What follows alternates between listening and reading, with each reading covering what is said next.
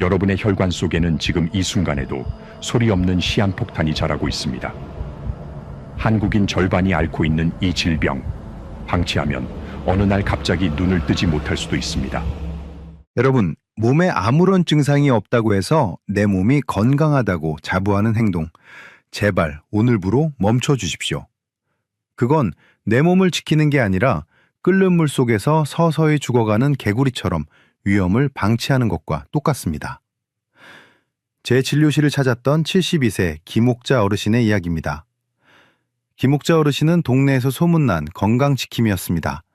몸에 좋다는 영양제는 다 챙겨 드시고 매일같이 산을 오르내릴 정도로 기운이 넘치셨죠. 그런데 어느 날 손주를 보러 계단을 오르시다가 갑자기 가슴이 꽉 죄어오는 느낌을 받으셨습니다. 처음에는 단순히 나이가 들어서 숨이 찬 줄로만 알았다고 하셨습니다. 하지만 정밀검사 결과는 충격적이었습니다. 심장으로 가는 혈관이 이미 70% 넘게 기름때로 막혀 있었던 겁니다. 김옥자 어르신은 제 손을 잡고 이렇게 되물으셨습니다. 선생님, 저는 1년 전 건강검진에서도 콜레스테롤이 조금 높을 뿐 큰 문제는 없다고 들었습니다. 그런데 왜 갑자기 이런 일이 생긴 걸까요? 여러분, 이것이 바로 우리가 이상지질혈증을 침묵의 살인자라고 부르는 이유입니다. 우리나라 성인 2명 중 1명은 혈액 속에 기름기가 너무 많은 이상지질혈증을 앓고 있습니다. 길거리에서 스치는 사람 중 절반이 혈관 속에 시한폭탄을 품고 있다는 뜻입니다. 특히 당뇨가 있는 분들이라면 10명 중 9명이 이 문제를 함께 가지고 있습니다. 하지만 대다수의 어르신은 김옥자 어르신처럼 증상이 없다는 이유로 혹은 수치가 아주 조금 높다는 이유로 이 경고를 무시하십니다. 혈액 속의 기름때는 단순한 수치가 아닙니다. 이것은 마치 오래된 아파트의 배수관에 끈적한 음식물 찌꺼기가 달라붙는 것과 같습니다. 처음에는 물이 조금 천천히 내려갈 뿐이지만 어느 순간 꽉 막혀버리면 집안 전체가 난리가 나죠. 우리 혈관도 똑같습니다. 심장 혈관이 막히면 심근경색, 뇌 혈관이 터지거나 막히면 중풍이라 불리는 뇌졸중이 옵니다. 심지어 혈액이 너무 탁해지면 췌장이 녹아내리는 췌장염까지 생길 수 있습니다. 오늘 제가 여러분께 알려드릴 내용은 명확합니다. 혈관 속의 기름때를 말끔히 청소하고 김옥자 어르신처럼 뒤늦은 후회를 하지 않으려면 당장 무엇을 먹고 무엇을 버려야 하는지 그 실천법을 공개하겠습니다. 오늘 영상이 여러분의 건강한 노후에 큰 도움이 될 것 같다면 지금 바로 좋아요 버튼 한번 눌러주십시오. 댓글에 숫자 1만 남겨주셔도 제게는 큰 힘이 됩니다. 여러분의 작은 관심이 더 많은 분의 소중한 생명을 살릴 수 있습니다. 자, 지금부터 제가 드리는 말씀은 메모를 하시거나 아니면 휴대폰으로 화면을 꼭 저장해 두시기 바랍니다. 김옥자 어르신처럼 혈관 속에 기름때가 가득 차서 언제 터질지 모르는 불안함을 안고 사시는 분들을 위해 제가 오늘 당장 식탁 위에서 실천할 수 있는 생존 수칙 2가지를 먼저 알려드리겠습니다. 이건 단순히 건강에 좋다는 차원이 아닙니다. 여러분의 혈액을 맑게 걸러내서 막힌 혈관을 뚫어주는 천연 청소부들을 내 몸속으로 들여보내는 작업입니다. 첫 번째 행동 지침은 미역이나 다시마 같은 해조류와 푸른 채소를 매일 한 접시 이상 반드시 챙겨 드시는 것입니다. 왜 하필이면 미역과 채소일까요? 이 안에는 수용성 식이섬유라는 아주 영리한 성분이 들어있기 때문입니다. 우리 몸은 음식물을 소화하기 위해서 간에서 담즙산이라는 소화액을 만들어냅니다. 그런데 이 담즙산을 만드는 주 원료가 바로 여러분이 그토록 걱정하시는 콜레스테롤입니다. 여러분이 미역이나 채소를 충분히 드시면 그 속의 식이섬유가 마치 끈끈한 테이프처럼 장 속에 있는 담즙산을 꽉 붙잡아서 몸 밖으로 끌고 나갑니다. 그러면 우리 몸에서는 어떤 일이 벌어질까요? 소화액인 담즙산이 부족해지니까 간에서는 급하게 더 만들어야겠다고 판단합니다. 이때 재료가 필요하겠죠? 간은 혈액 속에 떠다니는 나쁜 콜레스테롤을 허겁지겁 빨아들여서 담즙산을 새로 만들기 시작합니다. 결과적으로 혈액 속에 남아돌던 나쁜 기름기들이 간으로 회수되면서 수치가 뚝 떨어지게 되는 겁니다. 실제로 연구에 따르면 이런 섬유질을 매일 꾸준히 섭취하는 것만으로도 나쁜 콜레스테롤 수치를 상당히 낮출 수 있다는 사실이 증명되었습니다. 두 번째 행동 지침은 일주일에 적어도 2번은 고등어나 꽁치 같은 등푸른 생선을 식탁에 올리는 것입니다. 많은 어르신이 고기는 혈관에 안 좋다고 생각해서 무조건 피하시는데 생선은 다릅니다. 특히 등푸른 생선에 가득한 오메가3 지방산은 혈관의 구원투수라고 불러도 손색이 없습니다. 이 성분은 우리 몸에서 2가가 핵심 역할을 합니다. 첫째는 혈관벽에 달라붙어 있는 기름 찌꺼기를 긁어내서 간으로 보내주는 착한 콜레스테롤의 양을 늘려줍니다. 둘째는 혈액을 끈적하게 만드는 중성지방을 직접 분해해서 수치를 낮춰줍니다. 생선을 드시는 것은 마치 혈관 속에 고성능 세정제를 뿌리는 것과 같습니다. 중성지방이 높으면 피가 막걸리처럼 탁해지고 결국 피떡이라 불리는 혈전이 생기기 쉬운데 오메가3는 이 피떡이 생기는 것을 막아 혈액순환을 원활하게 해줍니다. 실제로 연어나 고등어를 주 2회 섭취한 그룹에서 중성지방 수치가 10% 이상 감소했다는 연구 결과도 있습니다. 약을 먹기 전에 우리가 매일 먹는 음식을 바꾸는 것만으로도 혈관의 수명은 10년 이상 연장될 수 있습니다. 김옥자 어르신도 제 설명을 듣고 처음에는 반신반의하셨습니다. 평생 먹어온 식관을 바꾸는 게 쉽지 않으셨을 겁니다. 하지만 딱 1달만 실천해 보시라는 제 권유에 매일 아침 미역국이나 나물 반찬을 챙기고 생선을 구워 드시기 시작했습니다. 그 결과는 다음 파트에서 말씀드리겠지만 여러분이 상상하시는 것 이상이었습니다. 지금 이 내용이 정말 중요하다고 느껴지신다면 주변의 혈관 건강으로 걱정하시는 친구분들이나 가족들에게 이 영상을 꼭 공유해 주십시오. 여러분의 공유 한 번이 누군가에게는 가장 큰 건강 선물이 될 수 있습니다. 자, 이제 혈관을 청소하는 법을 배웠으니 반대로 혈관에 쓰레기를 들이붓는 행동을 멈출 차례입니다. 김옥자 어르신이 가장 충격을 받았던 대목이기도 한데요. 어르신은 평소에 고기 기름도 안 드시는데 왜 피가 탁할까 고민하셨거든요. 제가 그 이유를 하나씩 짚어드리겠습니다. 세 번째 행동 지침은 식사하실 때 배가 완전히 부르기 전에 숟가락을 내려놓는 것입니다. 우리 몸의 혈관은 일종의 창고와 같습니다. 우리가 먹은 음식은 에너지로 쓰이고 남으면 중성지방이라는 형태로 이 창고에 차곡차곡 쌓입니다. 문제는 창고가 꽉 찼는데도 계속 음식을 밀어넣을 때 발생합니다. 배가 터질 듯이 부른 느낌은 사실 우리 몸이 비명을 지르는 소리입니다. 이제 더 이상 저장할 곳이 없으니 그만 먹으라는 신호지요. 아마도노 에너지는 갈 곳을 잃고 혈액 속을 떠다니다가 혈관 벽에 끈적하게 달라붙습니다. 이것이 바로 중성지방입니다. 특히 중성지방 수치가 500을 넘어가면 췌장이라는 장기가 녹아내리는 무서운 급성 췌장염이 올 수 있습니다. 피가 너무 탁해서 췌장으로 가는 미세한 길목을 막아버리기 때문입니다. 그러니 항상 배의 80% 정도만 채운다는 기분으로 식사를 마무리하십시오. 약간 아쉽다 싶을 때 일어나는 습관 하나가 여러분의 혈관 수명을 결정합니다. 네 번째 행동 지침은 여러분이 매일 습관적으로 마시는 믹스커피와 흰 쌀밥을 과감히 줄이는 것입니다. 김옥자 어르신은 밥심으로 산다며 고기는 안 드셔도 밥은 항상 가득 드셨고 후식으로 달달한 믹스커피를 꼭 챙기셨습니다. 그런데 여러분, 믹스커피는 설탕과 프림이라는 최악의 조합입니다.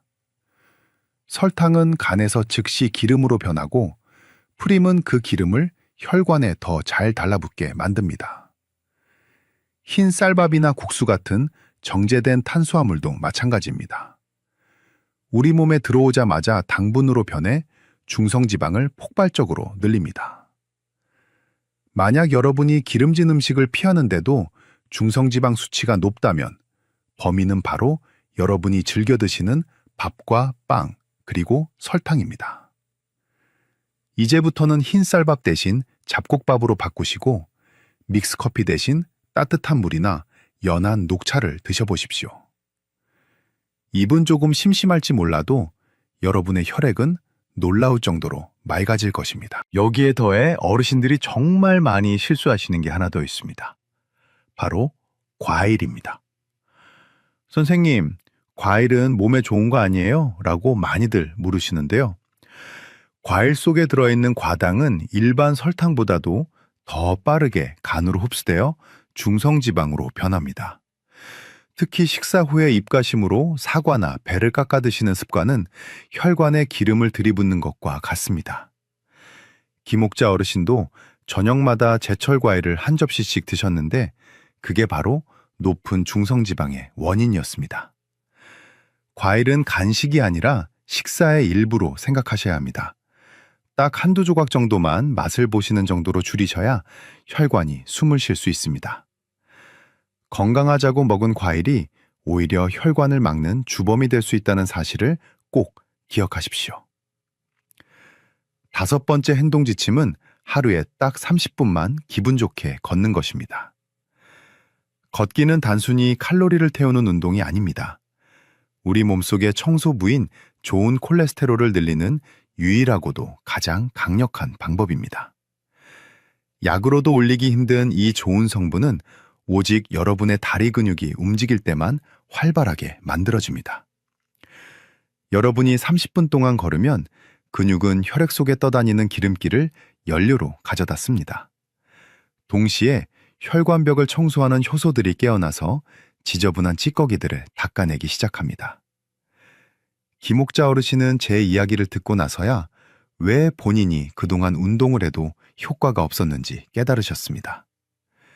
설탕물 같은 커피를 마시고 밥을 가득 드신 뒤에 눕는 습관이 혈관을 망치고 있었던 것이죠.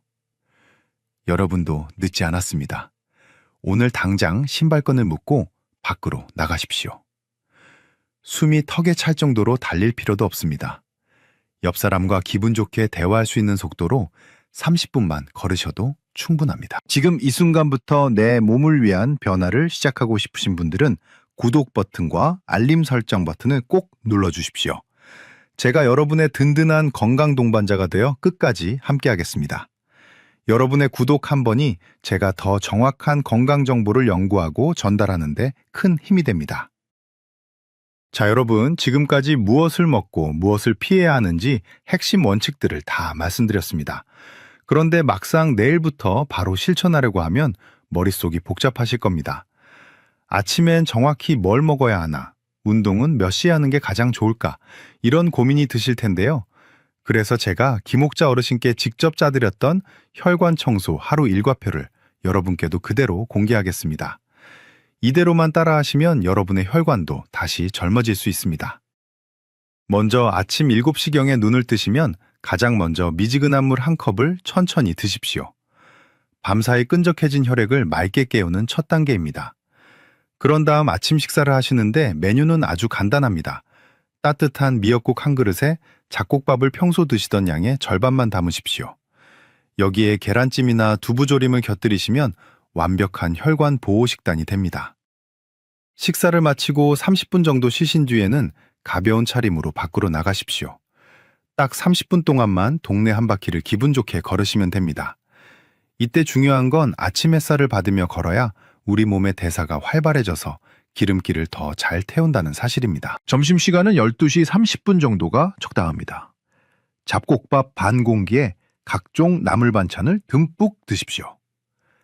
여기서 핵심은 제가 아까 말씀드린 대로 배가 80% 정도 찼을 때 젓가락을 딱 내려놓는 용기입니다. 그리고 식후에 입가심으로 찾으시던 믹스커피는 오늘부터 안녕입니다. 대신 따뜻한 녹차나 보리차 한 잔을 드셔보십시오. 처음에는 허전하시겠지만 일주일만 지나면 입안이 훨씬 개운해지는 것을 느끼실 겁니다. 저녁 식사는 6시를 넘기지 않는 것이 좋습니다. 일주일에 2번은 꼭 고등어나 삼치를 구워 드시고 나머지 날에는 채소 위주의 가벼운 식사를 권합니다. 여기서 제가 김옥자 어르신께 알려드린 비법 하나를 더 보태자면 바로 거꾸로 식사법입니다.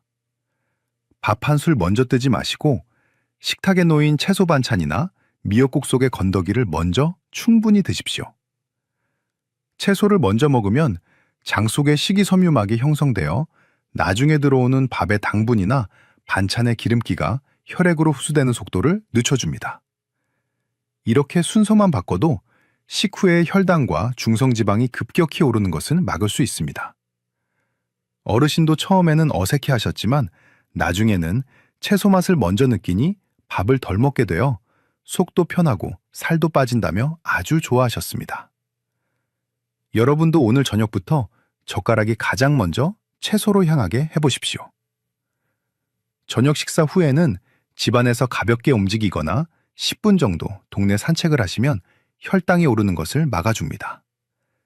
그리고 밤 10시경에는 일찍 잠자리에 드십시오. 충분한 수면은 간이 콜레스테롤을 조절하는 능력을 회복시켜줍니다. 김옥자 어르신은 이 일과표를 6개월간 꾸준히 지키셨고 그 결과 나쁜 콜레스테롤 수치가 정상 범위로 돌아왔을 뿐만 아니라 몸무게도 5kg이나 줄어들어 훨씬 활기찬 생활을 하고 계십니다. 이제 여러분이 가장 궁금해하시는 몇 가지 질문에 답을 드리겠습니다. 첫 번째로 콜레스테롤 약을 먹으면 간이 나빠진다는 소문 때문에 약 먹기를 주저하시는 분들이 참 많습니다. 제가 분명히 말씀드리겠습니다. 약을 먹었을 때 간 수치가 올라가는 분은 100명 중 한두 명에 불과합니다.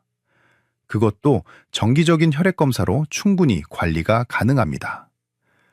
정말 무서운 것은 약 부작용이 아니라 약을 안 먹어서 혈관이 터지거나 막히는 심근경색과 뇌졸중입니다. 의사가 처방한 약은 여러분의 생명줄이라 생각하시고 믿고 드시되 생활습관 개선을 병행하시는 것이 정답입니다. 두 번째로 작년 검사 때 정상이었는데 왜 갑자기 혈관이 막히느냐고 묻는 분들이 계십니다. 혈관은 70%가 막힐 때까지 아무런 신호를 보내지 않습니다. 통증도 없고 불편함도 없습니다. 그래서 어제까지 멀쩡하던 사람이 오늘 갑자기 쓰러지는 일이 발생하는 겁니다. 건강검진 수치가 조금이라도 경계선에 있다면 그것은 내 몸이 보내는 마지막 기회라고 생각하셔야 합니다. 지금 당장 관리를 시작하지 않으면 다음번에는 검사 결과지가 아니라 응급실에서 저를 만나게 될지도 모릅니다. 마지막으로 세 번째 질문입니다. 선생님 주변에서 홍국이나 폴리코사놀 같은 영양제가 콜레스테롤에 좋다고 하던데 약 대신 그것만 먹으면 안 될까요? 하는 분들이 계십니다. 제 대답은 단호합니다. 영양제는 어디까지나 보조적인 수단일 뿐 치료제가 아닙니다. 이미 혈관에 기름때가 끼어 있고 수치가 높은 분들에게는 검증된 치료약인 스타틴이 반드시 필요합니다. 영양제는 혈관벽에 쌓인 기름 찌꺼기를 직접 녹여내거나 심장마비를 예방하는 힘이 부족합니다. 만약 여러분의 혈관 상태가 이미 위험 단계라면 영양제에 의존하며 시간을 지체하는 것은 골든타임을 놓치는 것과 같습니다. 약을 드시면서 보조적으로 영양제를 챙기는 것은 괜찮지만 약을 끊고 영양제만 드시는 것은 절대 금물입니다. 의사와 상의해서 여러분의 상태에 맞는 정확한 치료를 받는 것이 가장 빠르고 안전한 길이라는 점을 명심하십시오. 여러분, 오늘 제가 알려드린 이 하루 일과표를 지금 바로 실천해보고 싶으신가요? 그렇다면 댓글에 실천이라는 두 글자를 남겨주십시오. 아니면 숫자 1만 남겨주셔도 좋습니다. 여러분의 그 다짐 하나가 건강한 100세 인생을 만드는 첫걸음이 될 것입니다. 댓글창에서 서로를 응원하며 함께 건강해졌으면 좋겠습니다. 자, 여러분, 오늘 저와 함께 긴 시간 동안 혈관 건강에 대해 공부하시느라 정말 고생 많으셨습니다. 이제 여러분은 병원 문을 나서면서 느끼던 막연한 불안함 대신 내 혈관을 어떻게 관리해야 할지 명확한 답을 얻으셨을 겁니다. 마지막으로 오늘 제가 드린 긴 이야기를 딱 3줄로 요약해 드리겠습니다. 첫째, 미역과 채소를 듬뿍 드시고 일주일에 2번은 등푸른 생선으로 혈관 속 기름때를 말끔히 청소하십시오. 둘째, 식사는 평소보다 조금 부족하다 싶을 정도로만 드시고 믹스커피보다는 따뜻한 물 한 잔을 가까이 하십시오. 셋째, 매일 30분씩 즐겁게 걷고 의사가 처방한 약은 내 몸을 지키는 가장 든든한 방패로 여기며 꾸준히 복용하십시오. 이 세 가지만 기억하셔도 여러분의 노후는 이전과는 완전히 다른 활기로 가득 찰 것입니다. 제가 아까 말씀드렸던 김옥자 어르신 이야기 기억하시죠? 6개월이 지난 지금 김옥자 어르신은 어떻게 지내고 계실까요?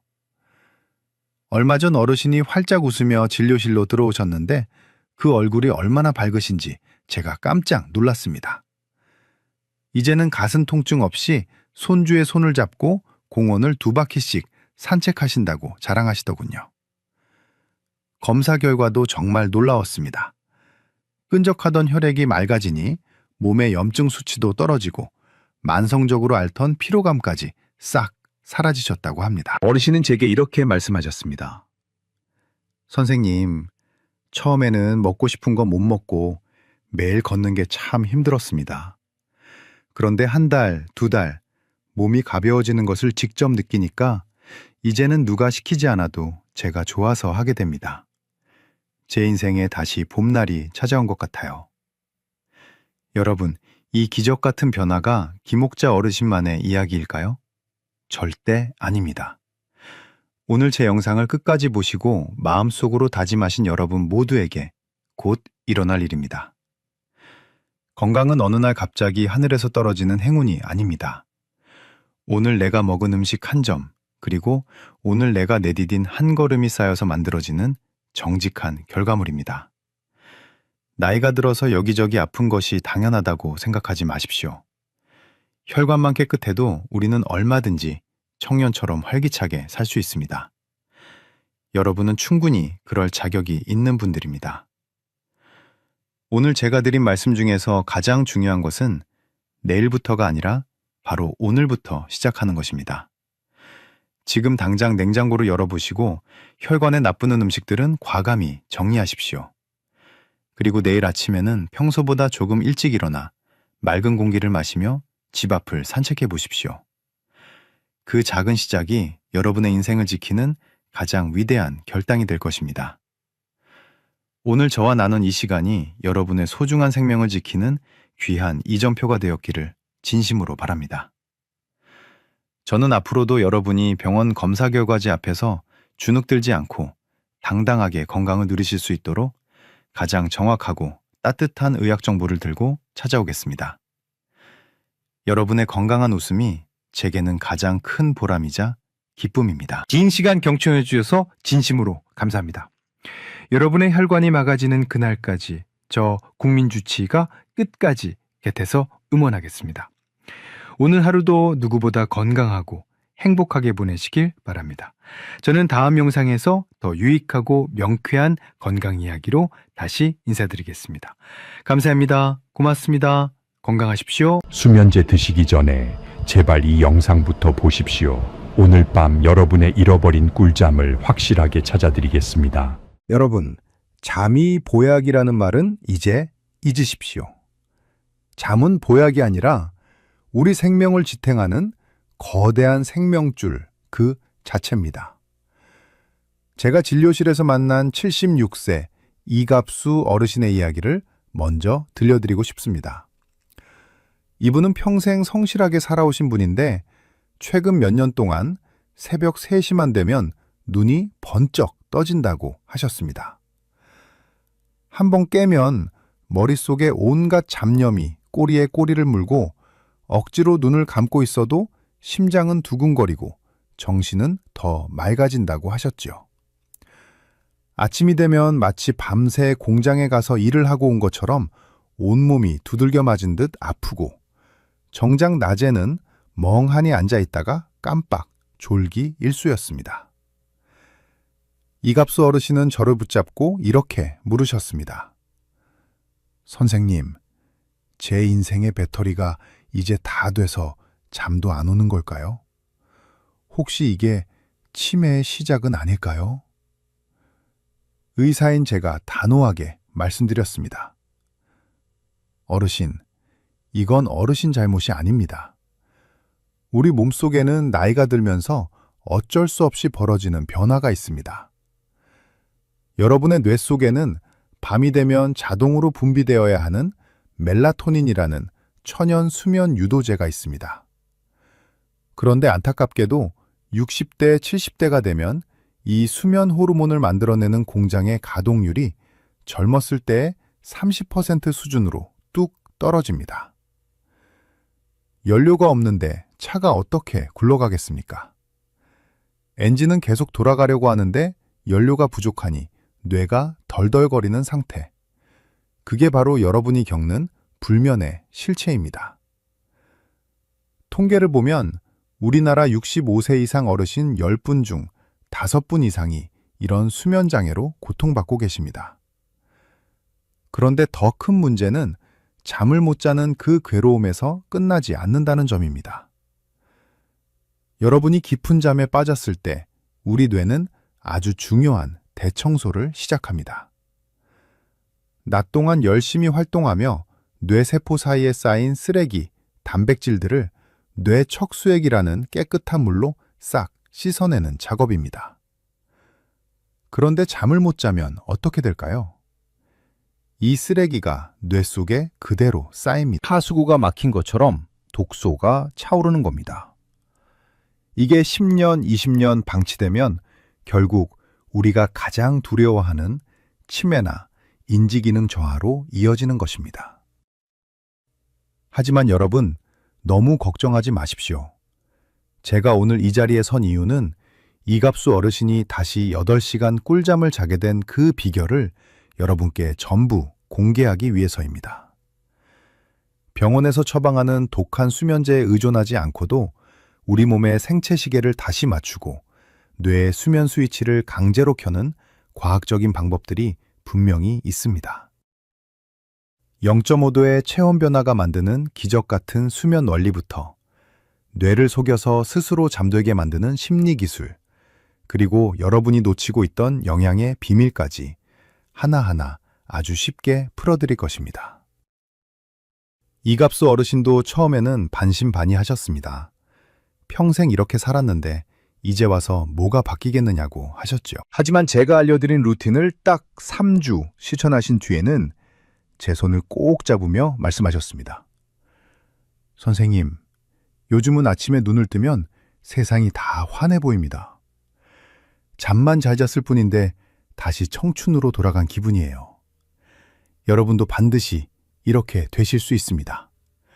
오늘 제가 그 희망의 문을 열어드리겠습니다. 오늘 이야기가 기대되신다면 지금 바로 영상 아래의 좋아요 버튼을 한번 눌러주십시오. 그리고 오늘 밤부터 정말로 푹 자고 싶은 간절한 마음이 있으시다면 댓글창에 희망이라는 2글자를 남겨주세요.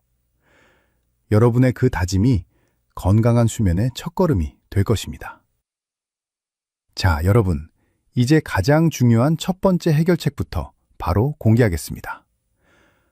오늘부터 잠자리에 들기 1시간 전에는 반드시 발과 발목을 따뜻하게 데우고 머리는 시원하게 유지하는 열 분산 법칙을 실천하십시오. 70세가 넘으셨다면 이 원리 하나만 제대로 알아도 잠드는 속도가 2배는 빨라집니다. 왜 이렇게 해야 할까요? 우리 몸은 잠이 들 준비를 할 때 아주 신비로운 변화를 겪습니다. 바로 몸속 깊은 곳의 온도인 심부 체온을 0.5도에서 1도 정도 떨어뜨리는 과정입니다. 자동차로 비유하자면 뜨겁게 달궈진 엔진을 식히기 위해 냉각수가 도는 것과 같습니다. 엔진이 식어야 시동이 꺼지듯이 우리 뇌도 중심 온도가 내려가야 비로소 수면 스위치가 켜집니다. 그런데 나이가 들면 이 온도 조절 능력이 녹슨 기계처럼 둔해집니다. 몸속의 열이 밖으로 빠져나가지 못하고 갇혀 있으니 뇌는 계속 과열 상태가 되고 잠이 올 리가 없는 것입니다. 이때 해결사 역할을 하는 것이 바로 여러분의 손과 발입니다. 우리 몸에서 열을 밖으로 내뿜는 방열판 역할을 하는 곳이 바로 말단 부위거든요. 이갑수 어르신께 제가 취침 전 15분 동안 따뜻한 물에 발을 담그는 족욕을 권해드린 이유가 여기에 있습니다. 발이 따뜻해지면 혈관이 확장되면서 몸 중심에 있던 뜨거운 피가 아래로 내려갑니다. 그러면 자연스럽게 몸속 온도가 밖으로 발산되면서 뇌가 시원해지고 잠들기 최적의 상태가 되는 것이죠. 이갑수 어르신은 그동안 잠이 안 오면 춥다고 양말을 겹겹이 신고 이불을 꽉 덮고 계셨는데 그게 오히려 독이 되었다는 사실을 알고 정말 깜짝 놀라셨습니다. 열이 빠져나갈 길을 막고 계셨던 것이니까요.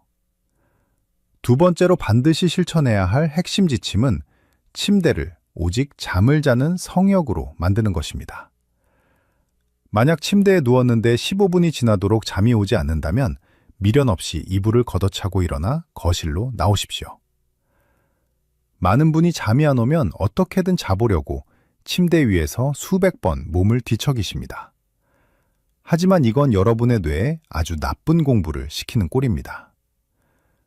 우리 뇌는 아주 똑똑한 학습지게입니다. 침대 위에서 괴로워하며 천장을 보는 시간이 길어지면 뇌는 침대라는 장소를 잠자는 곳이 아니라 고민하고 뒤척이는 곳으로 기억해버립니다. 이걸 의학적으로는 조건화라고 부릅니다. 나중에는 침대 근처만 가도 뇌가 알아서 각성 상태가 되고 스트레스 호르몬을 내뿜게 됩니다.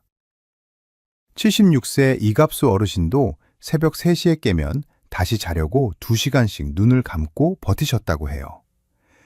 그 시간이 길어질수록 뇌는 침대를 감옥처럼 인식하게 된 것입니다. 그래서 잠이 안 오면 차라리 침대 밖으로 나오라는 것입니다. 거실에 나가서 은은한 조명을 켜고 마음을 편안하게 해주는 책을 읽거나 가벼운 스트레칭을 하십시오. 그러다가 눈꺼풀이 무거워지고 정말로 잠이 쏟아질 때 다시 침대로 들어가는 것입니다. 이 과정을 반복하면 뇌는 다시 학습을 시작합니다. 침대는 눕자마자 바로 잠드는 곳이라는 공식이 다시 세워지는 것이죠.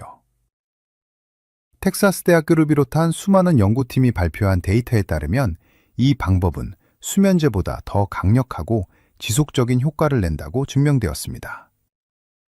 이갑수 어르신도 처음 일주일은 새벽에 일어나 거실로 나가는 게 너무 귀찮고 힘드셨다고 합니다. 하지만 2주째부터는 신기하게도 침대에 눕기만 하면 스르르 잠이 들기 시작하셨지요. 뇌가 다시 올바른 습관을 배운 것입니다. 여러분도 할 수 있습니다. 지금 알려드린 이 두 가지는 돈 한 푼 안 들지만 여러분의 수면 인생을 바꿀 수 있는 생존 수칙입니다. 오늘 제가 말씀드린 이 원리들이 주변에 잠 못 자서 고생하시는 친구분들이나 가족들에게도 큰 도움이 될 것입니다. 지금 바로 이 영상을 소중한 분들에게 공유해 보세요. 여러분의 공유 한 번이 누군가에게는 잃어버린 꿀잠을 되찾아주는 기적이 될 수 있습니다. 자, 여러분, 이제는 우리 몸속의 화학 공장을 한번 점검해 볼 시간입니다. 앞서 말씀드린 방법들이 밖에서 문을 열어주는 것이라면 지금부터 알려드릴 내용은 안에서 빗장을 풀어주는 핵심 열쇠입니다. 이갑수 어르신도 이 내용을 들으시고는 그래서 내 몸이 밤새 그렇게 힘들었구나 하며 무릎을 치셨습니다. 세 번째 핵심 솔루션은 오늘부터 저녁 식사 후에 마그네슘 글리시네이트를 300mg에서 400mg 정도 챙겨 드시는 것입니다. 시중에 정말 많은 영양제가 있지만 반드시 글리시네이트라는 이름이 붙은 것을 고르셔야 합니다. 이것이 여러분의 뇌와 근육에 보내는 최고의 휴식 신호탄이 될 것입니다. 왜 마그네슘일까요? 우리 몸을 하나의 거대한 전기 회로라고 생각해 보십시오. 마그네슘은 그 회로가 과열되지 않게 막아주는 천연 이완제 역할을 합니다. 나이가 들면 근육이 뻣뻣해지고 밤에 다리에 쥐가 나거나 몸이 경직되는 경우가 많지요. 이건 여러분의 의지가 약해서가 아니라 몸속에 마그네슘이라는 기름칠이 부족하기 때문입니다. 특히 마그네슘은 아까 말씀드린 수면 호르몬인 멜라토닌을 만드는 과정에서 없어서는 안 될 핵심 원료입니다. 그런데 왜 하필 글리시네이트 형태여야 할까요? 보통 저렴한 마그네슘은 흡수가 잘 안 되고 설사를 유발하는 경우가 많습니다. 하지만 글리시네이트는 우리 몸에 가장 잘 흡수될 뿐만 아니라 함께 결합된 성분이 뇌를 진정시키는 효과까지 있어서 어르신들께는 그야말로 맞춤형 수면 영양제라고 할 수 있습니다. 2012년에 한 연구를 보면 불면증이 있는 분들에게 이 성분을 드시게 했더니 중간에 깨는 횟수가 절반으로 줄어들었다는 놀라운 결과도 있습니다. 네 번째 솔루션은 조금 의아하실 수도 있습니다. 만약 여러분 중에 새벽 2시나 3시만 되면 약속이라도 한 듯 눈이 번쩍 뜨이는 분이 계신다면 자기 전에 미지근한 물 한 잔에 소금을 아주 살짝 넣고 견과류 대여섯 알을 함께 드셔보십시오.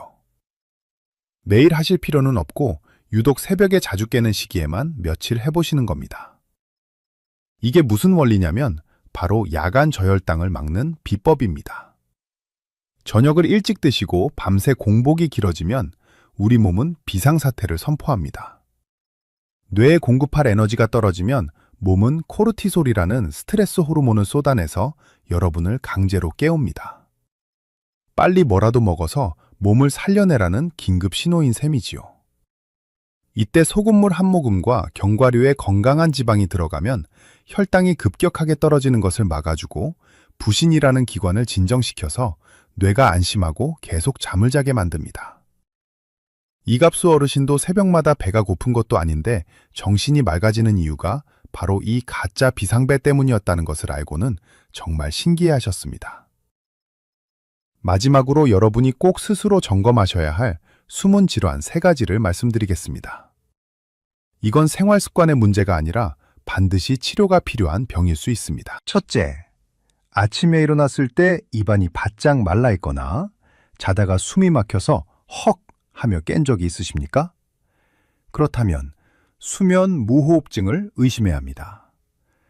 코를 골지 않아도 혀뿌리가 기도를 막으면 뇌에 산소가 부족해지고 뇌는 살기 위해 밤새 수십 번씩 잠을 깨웁니다. 둘째, 가만히 있을 때 다리에 벌레가 기어가는 것 같거나 다리를 움직이지 않으면 참을 수 없을 만큼 불편하십니까? 이건 하지 불안 증후군이라는 병입니다. 뇌 속의 신경전달 물질이나 철분이 부족해서 생기는 진상이라 전문적인 진단이 꼭 필요합니다.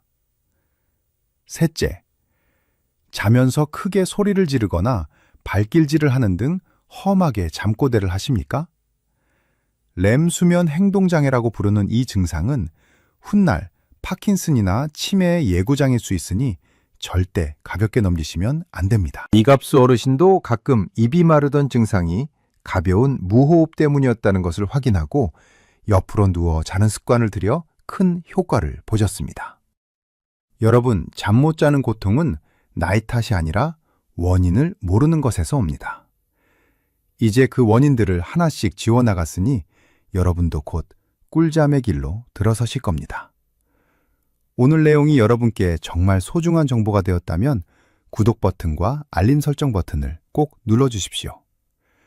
여러분의 건강한 내일을 위해 제가 끝까지 함께하겠습니다. 자, 여러분, 이제는 머리로 아는 것을 몸으로 익힐 시간입니다. 제가 알려드린 비법들이 아무리 좋아도 여러분의 일상 속에 녹아들지 않으면 아무 소용이 없겠죠.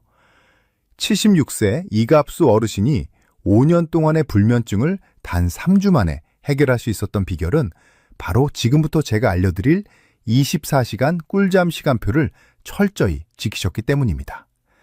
여러분도 종이와 펜을 꺼내서 이 순서를 꼭 적어두십시오.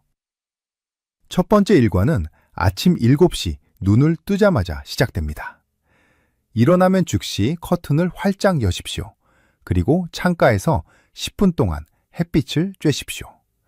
이것을 저는 빛의 샤워라고 부릅니다. 이 아침 햇살이 여러분의 눈을 통해 뇌로 전달되는 순간 우리 뇌는 정확히 15시간 뒤에 수면 호르몬인 멜라토닌을 분비하도록 예약을 걸어둡니다. 즉, 오늘 밤에 잘 잘 수 있느냐는 아침 7시에 결정되는 셈이죠. 흐린 날이라도 괜찮습니다. 실내 조명보다 밖에서 들어오는 자연광이 수십 배는 더 강력하니까요. 두 번째는 오후 2시의 약속입니다. 오후 2시가 넘어가면 카페인이 들어간 음료는 절대 드시지 마십시오. 커피나 녹차는 물론이고 우리가 흔히 마시는 자양강장제에도 카페인이 많습니다. 카페인이 우리 몸에서 절반으로 줄어드는 데만 5시간 이상이 걸립니다. 오후 늦게 마신 커피 한 잔은 밤 11시가 되어도 여러분의 뇌를 계속 두드리고 깨우는 방해꾼이 됩니다. 세 번째는 저녁 9시에 디지털 단식입니다. 잠들기 1시간에서 2시간 전에는 스마트폰을 거실 충전기에 꽂아두고 침실로 절대 가져가지 마십시오. 스마트폰에서 나오는 푸른빛인 블루라이트는 뇌에게 지금은 대낮이다 라고 거짓말을 합니다. 그러면 뇌는 멜라토닌 분비를 즉시 중단해버립니다. 이갑수 어르신도 밤마다 침대에서 유튜브를 보시던 습관을 버리는 게 가장 힘드셨다고 해요. 하지만 이걸 끊는 순간 신기하게도 눈의 피로가 풀리고 마음이 차분해지셨다고 합니다. 네 번째는 잠들기 1시간 전에 열 분산 시간입니다. 아까 말씀드린 대로 40도 정도의 따뜻한 물로 죽욕을 하거나 샤워를 해서 발과 어깨를 데우십시오. 그 후 시원한 거실에서 가벼운 명상을 하거나 라디오를 들으며 몸의 온도가 서서히 내려가길 기다리는 겁니다. 마지막 5번째는 침대 위에서의 역설적 전략입니다. 침대에 누워서 자려고 애쓰지 마십시오. 오히려 나는 절대 자지 않을 거야 라고 마음먹으십시오. 눈을 감고 있어도 되지만 잠들지 않으려고 노력하는 겁니다. 그러면 뇌의 청개구리 기질이 발휘되어 오히려 긴장이 풀리고 스르르 잠이 들게 됩니다. 만약 이렇게 했는데도 15분 동안 잠이 안 오면 아까 배운 대로 과감하게 거실로 나가십시오. 자, 여기까지가 이갑수 어르신이 실천하신 완벽한 하루 루틴입니다. 그런데 실천하시다 보면 궁금한 점이 생기실 겁니다. 많은 분이 제게 공통으로 질문하시는 것들을 모아 시원하게 답해드리겠습니다. 우선 낮잠에 대한 질문이 참 많습니다. 선생님, 낮에는 너무 졸린데 낮잠 자도 되나요? 하십니다. 정답은 네, 자셔도 됩니다. 입니다. 하지만 딱 2가지만 지키십시오. 오후 3시 이전에 그리고 30분 이내로만 주무십시오. 그 이상 길게 자면 밤에 써야 할 수면 에너지를 미리 다 써버리는 꼴이 되어 정작 밤에는 눈이 말똥말똥해집니다. 다음으로 수면제에 대한 걱정도 많으시지요? 지금 수면제를 드시고 계신다면 절대로 오늘부터 당장 끊으시면 안 됩니다. 우리 뇌는 약에 적응되어 있어서 갑자기 끊으면 반동불면증이 생겨 더 고통받을 수 있습니다. 제가 알려드린 생활 습관을 1달 정도 꾸준히 실천하면서 수면의 질이 좋아지면 그때 담당 의사와 상의해서 약의 용량을 조금씩 줄여나가십시오. 충분히 가능합니다. 마지막으로 병원 검사는 언제 가야 하나요? 하는 질문입니다. 제가 말씀드린 모든 방법을 4주 이상 열심히 하셨는데도 하루 4시간도 못 주무신다면 그때는 병원을 찾으십시오. 2025년 현재 우리나라는 수면 무호흡증가편 질환이 의심될 경우 수면 다원 검사에 건강보험이 적용됩니다. 본인 부담금 약 13만 원 정도면 하룻밤 병원에서 자면서 여러분의 뇌파와 호흡을 정밀하게 분석할 수 있습니다. 숨겨진 원인을 찾는데 이보다 정확한 방법은 없습니다. 여러분, 이제 실천할 준비가 되셨습니까? 이갑수 어르신도 처음에는 이 간단한 것들이 뭘 바꿀까 싶었지만 꾸준함이 기적을 만들었습니다. 오늘부터 당장 시작하실 분들은 댓글창에 시작이라는 2글자나 숫자 2를 남겨주세요. 서로의 댓글에 응원의 한마디를 보태주시면 그 에너지가 여러분을 꿀잠의 길로 더 빨리 안내할 것입니다. 자, 이제 긴 여정의 마무리를 지어보겠습니다. 오늘 저와 함께 나눈 이야기들이 여러분의 머릿속에 기분 좋은 희망으로 자리 잡았기를 바랍니다. 처음 소개해드렸던 76세 이갑수 어르신은 지금 어떻게 지내고 계실까요? 3주간의 노력을 마치고 지난주에 다시 저를 찾아오셨을 때 저는 어르신의 얼굴을 보고 깜짝 놀랐습니다. 푹 파였던 눈가가 몰라보게 환해지셨고 무엇보다 걸음걸이에 힘이 넘치셨거든요. 이제는 밤 11시면 스르르 잠이 들어서 아침 7시 알람 소리에 기분 좋게 깨신다고 합니다. 5년 동안 자신을 괴롭히던 새벽 3시의 공포에서 완전히 해방되신 것이죠. 이갑수 어르신이 제게 남기신 마지막 말씀이 아직도 귓가에 맴돕니다. 선생님, 저는 제가 나이 들어서 쓸모가 없어진 줄로만 알았습니다. 잠도 못 자고 기운도 없으니 인생이 다 끝난 것 같아 서글펐지요.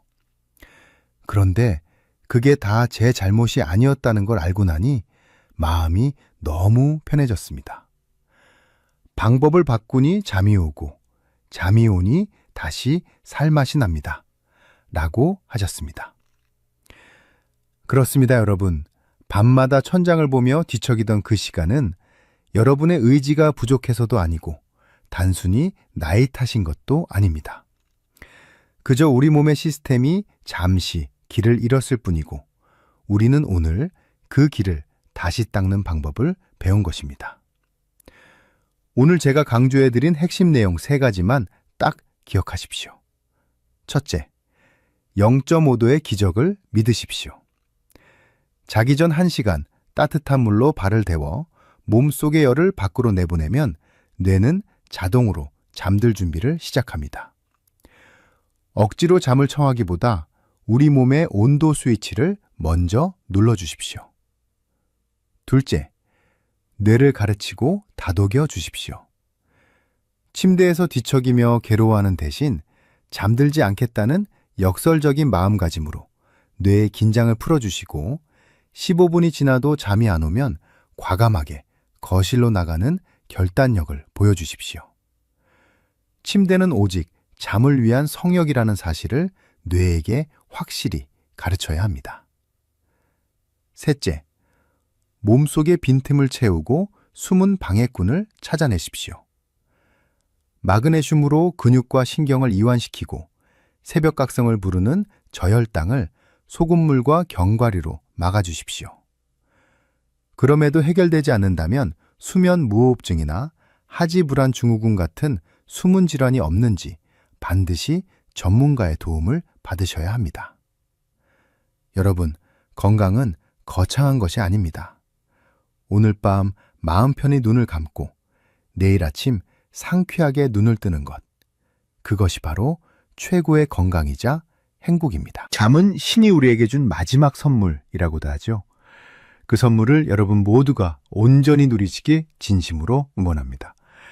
이갑수 어르신이 되찾은 그 환한 웃음이 오늘 영상을 보신 모든 분의 얼굴에 피어나게 바랍니다.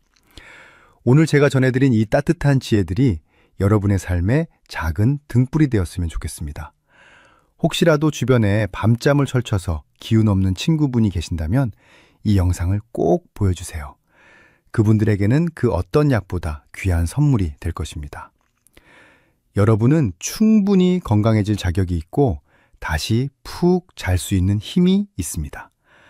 저도 여러분의 국민 주치의로서 항상 이 자리에서 여러분의 건강한 내일을 위해 기도하겠습니다. 오늘 밤은 근심, 걱정 다 내려놓으시고 여러분의 뇌에게 수고했다는 인사를 건네며 깊고 편안한 잠자리에 드시길 바랍니다.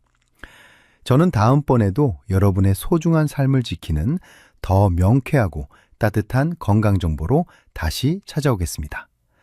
시청해 주셔서 감사합니다. 오늘 밤 꿀잠 주무시고 내일 아침 더 건강한 모습으로 뵙겠습니다. 여러분, 사랑합니다. 그리고 건강하십시오. 병원이 알려주지 않는 은퇴 후 생존 공식. 밤마다 가슴 두근거리고 잠 못 자는 진짜 이유. 60세 넘으셨다면 지금 당장 이 습관부터 바꾸십시오. 오늘 제가 드릴 말씀은 단순히 잠잘 오는 법이 아닙니다. 은퇴라는 거대한 파도를 넘으며 길을 잃어버린 여러분의 뇌와 심장을 다시 뛰게 할 생존 전략입니다. 제가 병원에서 수많은 어르신을 만나보며 느낀 점이 하나 있습니다. 평생 가족을 위해 헌신하며 앞만 보고 달려오신 분들이 정작 은퇴라는 마침표를 찍고 나면 밤마다 소리 없는 전쟁을 치르고 계신다는 사실입니다. 제 환자 중에 62세 박상길 선생님이라는 분이 계십니다. 40년 동안 교단에서 아이들을 가르치며 누구보다 규칙적이고 열정적으로 살아오신 분이죠. 그런데 은퇴 후 2년이 지난 어느 날, 제 진료실을 찾아오셨을 때의 그 초췌한 얼굴을 저는 잊을 수가 없습니다. 선생님은 이렇게 말씀하셨습니다. 원장님, 학교 종소리가 들리지 않는 아침이 이렇게 무서운 줄 몰랐습니다. 새벽 2시만 되면 어김없이 눈이 떠지는데 거실에 홀로 앉아 시계 소리를 듣고 있으면 제가 세상에서 버려진 낡은 기계가 된 것만 같습니다. 가슴은 터질 듯이 두근거리고 내일 아침에 눈을 뜰 이유가 없다는 사실이 저를 숨막히게 합니다. 여러분, 박 선생님의 이 고통이 과연 개인의 나약함 때문일까요? 절대 아닙니다. 의학적으로 볼 때 이것은 40년 동안 정교하게 맞춰져 있던 뇌의 생체 시계가 한순간에 멈추면서 일어나는 생물학적 비상사태입니다. 실제로 2021년 통계를 보면 60대 이상 불안장애 환자가 16만 명은 넘어섰고, 특히 남성분들의 경우 은퇴 후 1년에서 2년 사이에 우울증을 겪을 확률이 여성보다 훨씬 높습니다. 뇌는 갑자기 사라진 역할과 목표를 상실로 받아들이고 끊임없이 불안이라는 사이렌을 울려대는 것입니다. 많은 분이 이 불안을 잠재우려고 술을 드시거나 약국에서 파는 수면 유도제에 의존하십니다. 하지만 그것은 불이 난 집에 휘발유를 붓는 것과 같습니다. 잠시 눈을 감게 할 수는 있어도 여러분의 뇌를 더 깊은 수렁으로 빠뜨릴 뿐입니다. 지금 여러분이 겪고 계신 불명과 불안은 마음의 병이 아니라 우리 몸의 시스템이 고장났다는 신호입니다. 그리고 다행히도 이 시스템은 다시 고칠 수 있습니다. 오늘 이 시간에는 박상길 선생님이 어떻게 이 어두운 터널을 빠져나와 다시 활기찬 아침을 맞이하게 되었는지 그 구체적인 6가지 의학적 솔루션을 하나씩 풀어드리려고 합니다. 단순히 잠을 몇 시간 더 자는 문제가 아닙니다. 남은 30년의 인생을 당당하고 건강하게 살아갈 힘을 얻는 과정입니다. 지금부터 제가 드리는 말씀 하나하나가 여러분의 인생 이막을 바꾸는 열쇠가 될 것입니다. 오늘 영상이 여러분의 답답한 마음을 뚫어주는 시원한 청량제가 되길 바랍니다. 본격적인 이야기에 앞서 오늘 이 내용이 기대되신다면 좋아요 버튼 한번 꾹 눌러주세요. 그리고 댓글에 공감이라는 2글자만 남겨주셔도 저에게는 아주 큰 힘이 됩니다. 자, 그럼 62세 박상길 선생님의 삶을 바꾼 그 첫 번째 비결부터 바로 시작하겠습니다. 선생님의 삶을 바꾼 그 첫 번째 단계는 바로 잠의 성적표라고 불리는 수면 다원 검사를 받는 것입니다. 여러분, 잠을 못 잔다고 하면 다들 똑같은 불면증이라고 생각하시죠. 하지만 천만의 말씀입니다. 특히 70세가 넘으신 어르신들, 그 중에서도 남성분들이 겪는 불면의 절반 이상은 사실 불면증이 아니라 잠을 자면서 숨을 제대로 못 쉬는 수면 무호흡증 때문인 경우가 허다합니다. 박상길 선생님도 처음엔 그저 마음이 불안해서 잠이 안 오는 줄로만 알았습니다. 그런데 정밀 검사를 해보니 잠자는 동안 1시간에 30번 넘게 숨을 멈추고 계셨던 겁니다. 이게 왜 무서운지 아십니까?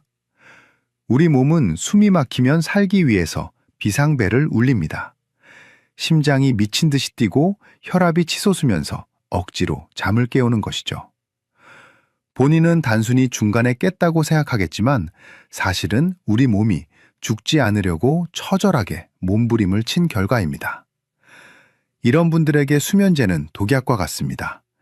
숨을 못 쉬어서 깨려는 뇌를 억지로 재워버리니 자칫하면 자다가 영영 깨어나지 못하는 돌연사 위험이 급격히 올라가고 있습니다. 그러니 증상이 있다면 가장 먼저 정확한 원인을 진단받는 것이 급선무입니다.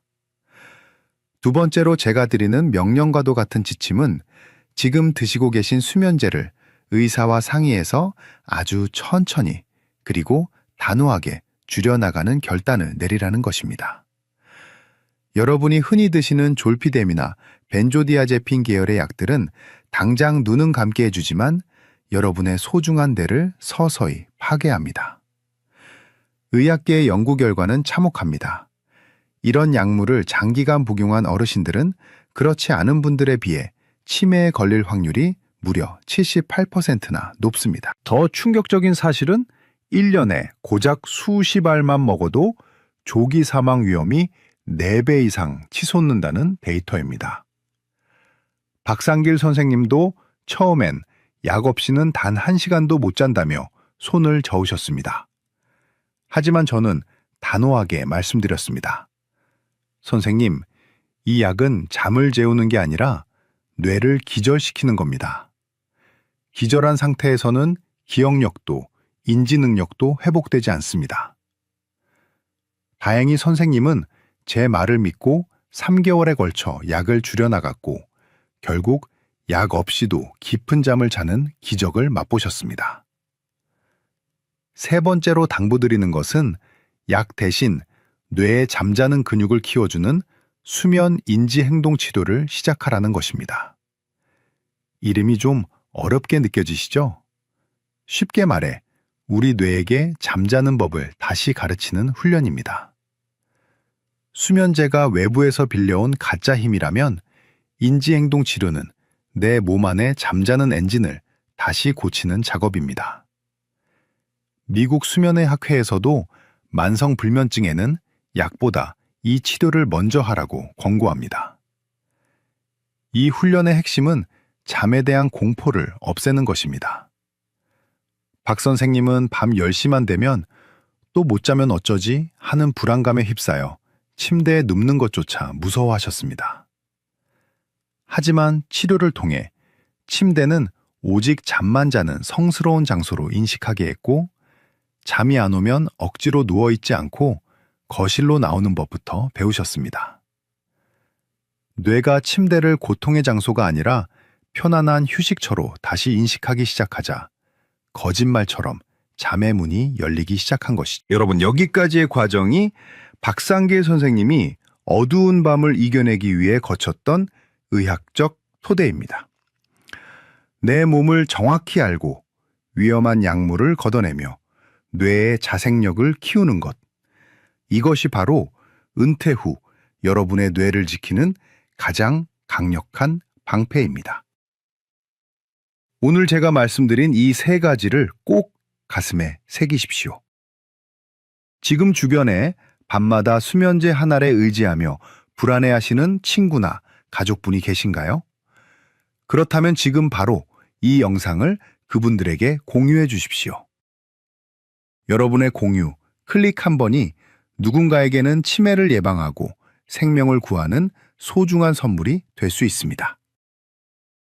자, 그럼 이어서 우리 삶의 리듬을 근본적으로 바꾸는 생활 속 비결들을 자세히 다뤄보겠습니다. 계속해서 집중해 주십시오. 의학적인 조치를 마쳤다면 이제는 여러분의 일상을 채우는 리듬을 바꿔야 할 차례입니다. 박상길 선생님의 삶을 지옥에서 천국으로 바꾼 4번째 비결은 매일 아침 7시에 집 밖으로 나가 30분 동안 햇빛을 온몸으로 받는 것입니다. 이것은 단순한 산책이 아니라 뇌의 잠의 스위치를 켜는 아주 강력한 치료입니다. 많은 어르신이 낮에 피곤하다고 커튼을 치고 어두운 방에 누워 계시는데 그것은 뇌를 속이는 행위입니다. 우리 뇌 속에는 생체 시계라고 불리는 정교한 장치가 있습니다. 이 시계는 아침 햇빛을 받아야만 비로소 하루를 시작합니다. 아침에 햇빛이 눈망울을 통해 들어오면 뇌에서는 세로토닌이라는 행복 호르몬이자 각성 호르몬이 나옵니다. 재미있는 사실은 이 세로토닌이 정확히 15시간이 지나면 밤에 우리를 잠들게 하는 멜라토닌으로 변신한다는 점입니다. 즉, 아침에 햇빛을 보지 않으면 밤에 잠이 올 수가 없는 구조입니다. 박 선생님도 매일 아침 7시에 아파트 단지를 한 바퀴 도는 것만으로도 밤에 멜라토닌이 쏟아져 나오는 경험을 하셨습니다. 5번째로 제가 드리는 처방은 일주일에 최소 3번은 무조건 집 밖으로 나가 사람들과 부대끼라는 것입니다. 제가 진료실에서 본 가장 무서운 병은 암도 치매도 아닌 바로 사회적 단절입니다. 은퇴 후 갑자기 혼자가 된 어르신들의 뇌를 찍어보면 놀라운 사실이 발견됩니다.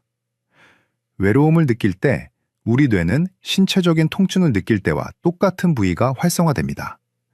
즉, 혼자 고립되어 있다는 것은 뇌 입장에서는 몽둥이로 맞고 있는 것과 다름없는 고통이라는 뜻입니다. 이 고통이 지속되면 우리 몸은 스트레스 호르몬인 코르티솔을 쏟아내고 이것이 혈관을 망가뜨리고 심장을 두근거리게 만들어 결국 잠을 쫓아버립니다.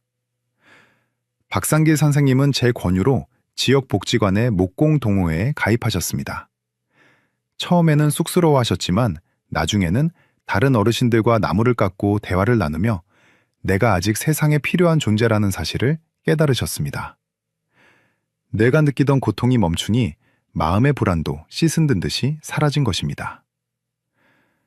6번째로 주목해야 할 점은 여러분의 몸 안에서 일어나는 호르몬과 자율신경의 변화입니다.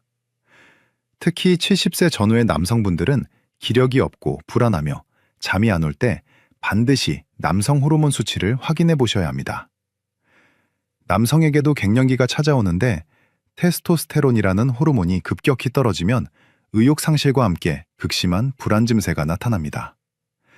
이것은 의지의 문제가 아니라 호르몬의 부족입니다. 이와 함께 자율신경의 균형을 보여주는 심박변이도 검사, 즉 HRV 검사도 받아보시길 권합니다. 우리 몸에는 흥분시키는 교감신경과 진정시키는 부교감신경이 있습니다. 은퇴 후 불안에 떠는 어르신들은 24시간 내내 교감신경만 펄펄 살아있는 전투 상태입니다. 이러니 잠자리에 누워도 심장이 벌렁거리고 잠이 오지 않는 것이죠. 검사를 통해 내 몸이 얼마나 긴장되어 있는지 객관적으로 파악하고 이를 조절하는 호흡법이나 명상을 병행하면 뇌는 다시 평온을 찾게 됩니다. 여러분, 오늘 제가 말씀드린 이 3가지는 박상길 선생님이 무너진 일상을 다시 세우기 위해 실천한 살아있는 지침들입니다. 햇빛으로 뇌시계를 맞추고 사람 사이에서 뇌의 통증을 치유하며 내 몸의 호르몬 상태를 면밀히 살피는 것.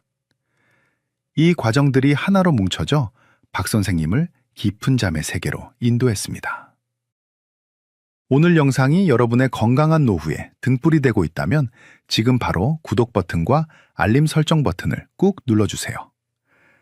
여러분의 작은 클릭 하나가 제가 더 깊이 있고 유익한 의학 정보를 준비하는데 가장 큰 원동력이 됩니다. 이론은 이제 충분합니다. 그럼 실제로 어떻게 하루를 보내야 하는지 제가 처방해드린 박상길 선생님의 일과표를 그대로 보여드리겠습니다.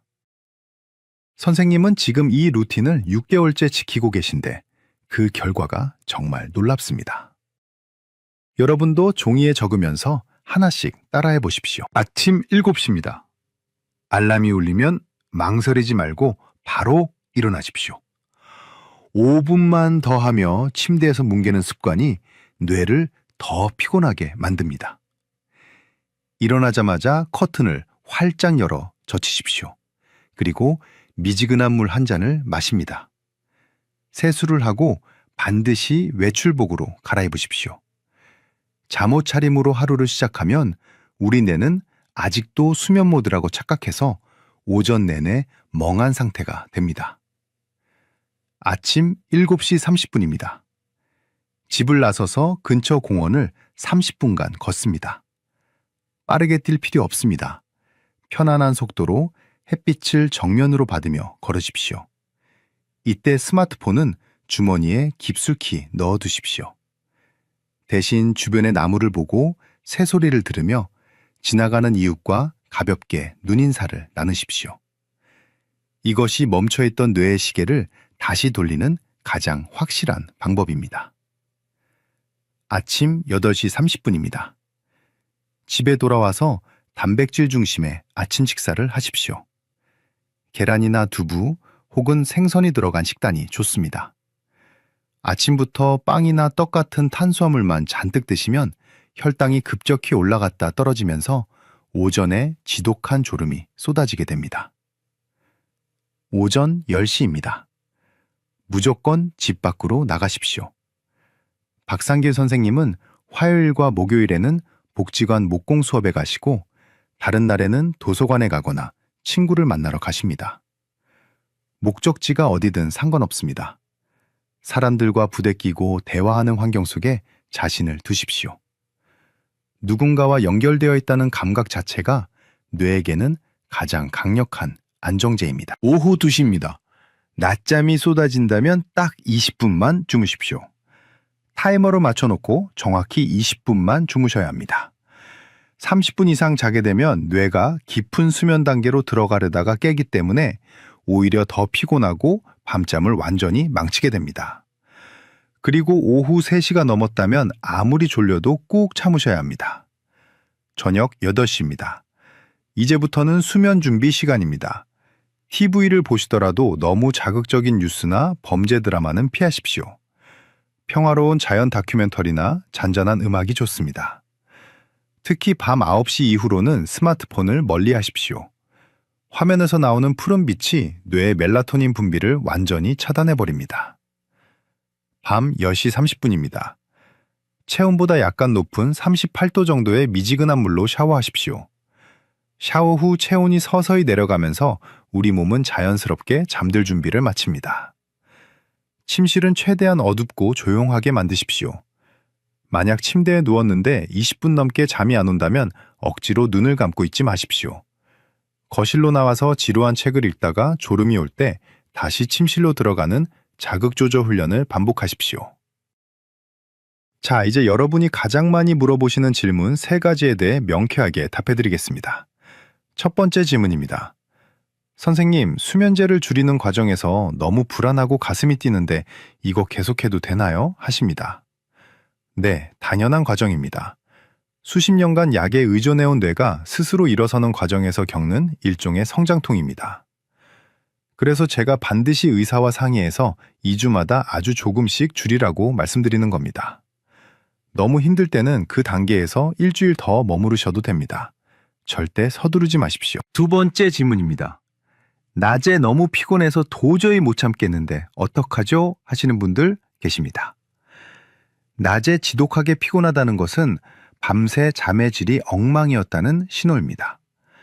수면 무호흡증이 있거나 하지 불안 증후군이 있을 가능성이 높으니 반드시 수면 다원 검사를 통해 근본 원인을 치료해야 합니다. 원인이 해결되면 낮의 피로감은 자연스럽게 사라집니다. 세 번째 질문입니다. 저는 갈 곳도 없고 만날 사람도 없는데 어떡합니까? 하시는 분들 많으시죠? 거창한 곳을 찾지 마십시오. 동네 복지관의 봉사활동이나 시니어 일자리 사업 혹은 종교단체의 작은 모임부터 시작해 보십시오. 돈을 버는 것보다 더 중요한 것은 내가 오늘 누군가에게 도움을 주었다는 보람입니다. 그 보람이 뇌의 불안을 잠재우는 가장 효과적인 치료제입니다. 여기에 덧붙여 꼭 짚고 넘어가야 할 오해가 있습니다. 바로 잠이 안 올 때 드시는 술 한 잔의 위험성입니다. 은퇴 후 적적한 마음에 반주 삼아 드시는 술이 잠을 도와준다고 믿는 분들이 참 많으십니다. 하지만 알코올은 뇌를 재우는 게 아니라 뇌의 깊은 수면 회로를 마비시키는 것뿐입니다. 술 기운에 눈은 감을지 몰라도 우리 뇌는 밤새 알코올을 해독하느라 쉬지 못하고 결국 새벽 3시경 심장이 두근거리며 깨게 됩니다. 특히 술은 목 근육을 느슨하게 만들어 수면 무호흡증을 2배나 악화시키니 잠을 위한 술은 오늘부터 단호하게 끊으셔야 합니다. 여러분, 오늘 제가 알려드린 이 루틴을 당장 내일부터 실천해 보시겠습니까? 마음을 먹으셨다면 댓글창에 실천이라는 2글자를 남겨주십시오.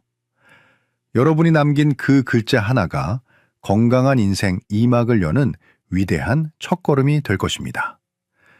서로의 댓글에 응원의 메시지도 달아주시면 더욱 좋겠습니다. 우리는 함께할 때 더 건강해질 수 있습니다.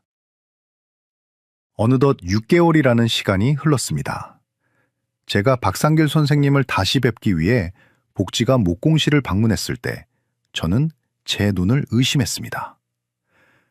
6개월 전 진료실에서 퀭한 눈으로 제 손을 잡고 울먹이던 그 초췌한 노신사의 모습은 어디에도 없었습니다. 대신 그곳에는 앞치마를 두르고 땀을 흘리며 동료들과 크게 웃고 계신 활기찬 청년 박상길 선생님이 계셨습니다. 선생님은 제가 온 것을 보시더니 수줍게 웃으며 나무로 깎은 작은 장난감 하나를 보여주셨습니다. 이번 주말에 만날 손주 녀석에게 줄 선물이라며 자랑하시는 선생님의 목소리에는 힘이 넘쳤고 눈빛은 맑게 빛나고 있었습니다. 선생님은 제게 조용히 말씀하셨습니다. 원장님, 이제는 새벽 2시가 두렵지 않습니다. 설령 잠시 잠에서 깨더라도 다시 잠들 수 있다는 자신감이 생겼고, 무엇보다 내일 아침 제가 깎아야 할 나무와 저를 기다리는 동료들이 있다는 사실이 저를 행복하게 합니다. 여러분, 박상길 선생님의 이 놀라운 변화는 결코 기적이 아닙니다. 의학적인 원칙을 믿고 자신의 뇌와 몸을 다시 훈련시킨 노력의 결과입니다. 여러분도 충분히 하실 수 있습니다. 오늘 제가 긴 시간 동안 강조했던 핵심 내용을 딱 3줄로 요약해드리겠습니다. 첫째, 수면 다원 검사로 잠의 원인을 정확히 찾고 위험한 수면제는 의사와 상의하여 서서히 끊으십시오. 둘째, 아침 햇빛 산책으로 뇌의 생체 시계를 리셋하고 단백질 중심의 식사와 일정한 루틴을 유지하십시오. 셋째, 사회적 모임과 의미 있는 활동에 참여하여 뇌가 느끼는 외로움과 불안을 근본적으로 치유하십시오. 은퇴는 인생의 마침표가 아니라 더 크고 깊은 삶으로 나아가는 쉼표일 뿐입니다. 70세, 80세가 되어도 우리 뇌는 새로운 자극을 받으면 세포가 살아나고 회로가 다시 연결됩니다. 이것이 의학이 증명한 뇌의 가소성이라는 희망의 근거입니다. 그러니 나는 이제 늙어서 안 된다는 생각은 저 멀리 던져버리십시오. 여러분의 인생에서 가장 아름답고 지혜로운 10년은 바로 지금 이 순간부터 시작됩니다.